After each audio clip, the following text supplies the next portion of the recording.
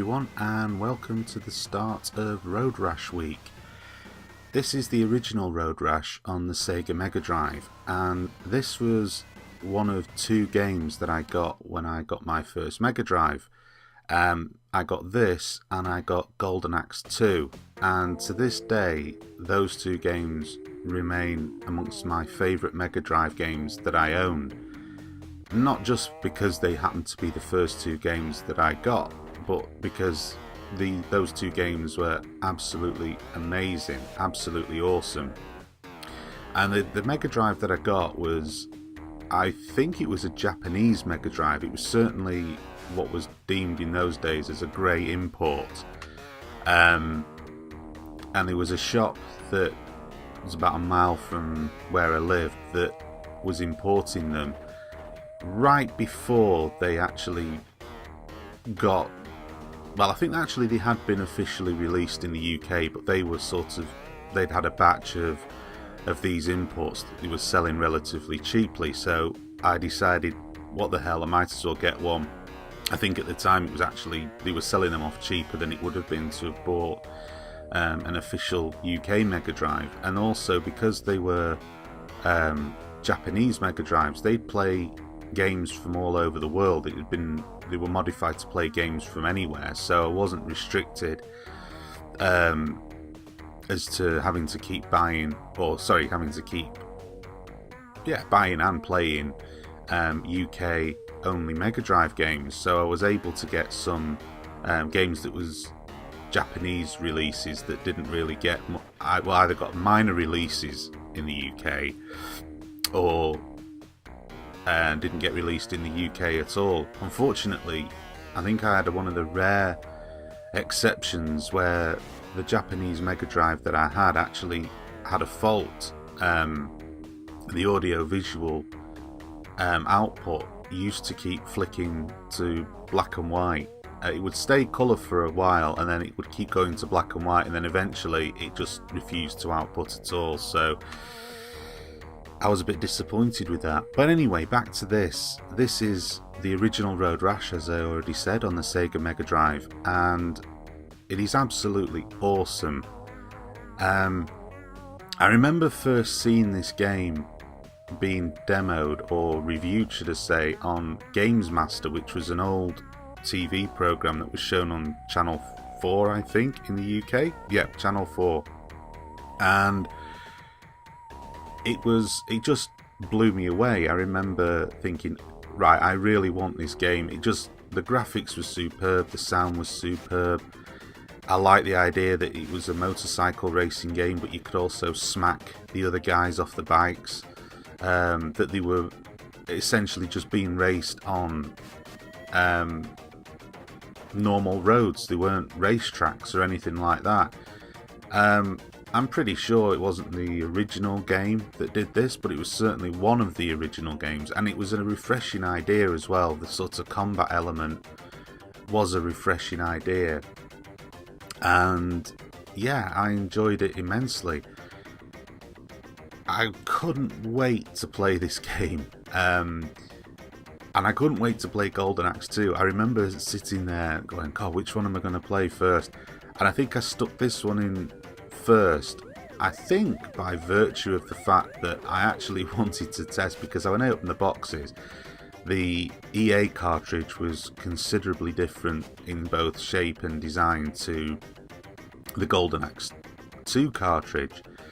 So I think I put this one in first because I thought, well, if I'm going to test the abilities of this Japanese Mega Drive to see whether it does play games from all over the place, then it's going to be this Electronic Arts cartridge, because it looks like no other cartridge I'd seen at that point. I've not seen that many Mega Drive game cartridges, to be honest with you, but I knew that it was quite different, and I think it was just that bit of silliness, as it transpired. All the Electronic Arts cartridges had their own individual, or had EA's own individual design on it, that they didn't look like anything else, and I think a few other companies copied that. But at the time, I was like, I think I was like 17, 18, didn't know a great deal about the Mega Drive, and just thought, what the hell. let's test it for all it was worth. And I was instantly hooked. I think I was hours are spent just playing this game. And you know, when you look back for just a simple concept that it is and that it was,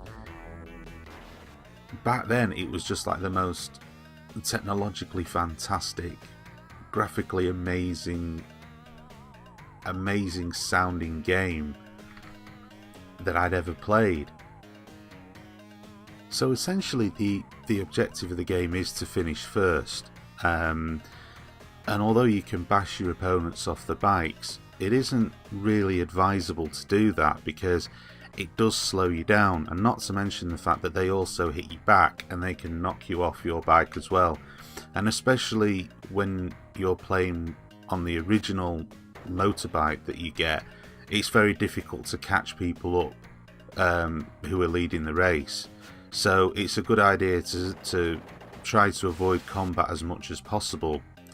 In addition to that, you've also got to look out for other cars on the road, cars and some trucks and what have you. I mean, as you can see there, riding straight into a car isn't the best of ideas, because not only do you have a health meter, your health meter might recover, but the bike has a health meter as well, which doesn't recover. It only recovers between races. So it is possible for you to wreck the bike completely. And then on top of all of that, you've got police patrol bikes as well.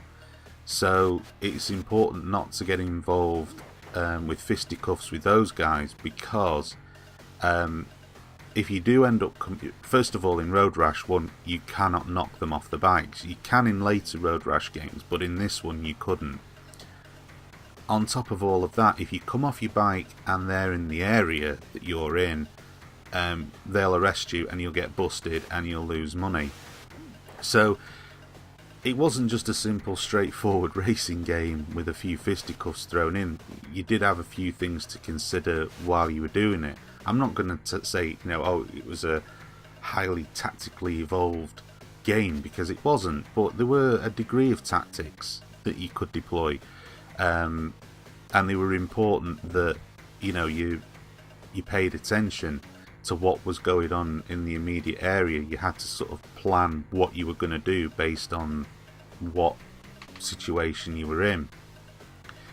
Now, other things as well is as you race through, I mean, there's only 4 or 5 courses, but as you advance through the levels, these courses get longer and there's more hazards, so there'll be more cars, there'll be obstacles on the road, like you'll have cows that have wandered onto the road, or there'll be roadworks or something like that, and again, hitting them makes you come flying off your bike. Also, because you can unlock and buy bigger and faster bikes, it means that your reaction time becomes more condensed, because obviously you're going faster, so you have less time to avoid the obstacles. So there was actually quite a lot to the game, and again, that's why I absolutely loved it. And it was in my introduction into the world of Road Rash, and it's a world that I come to love and adore. So yeah, that's Road Rash for the Sega Mega Drive, and please stay tuned to my channel for more Road Rash videos this week. Thank you for watching.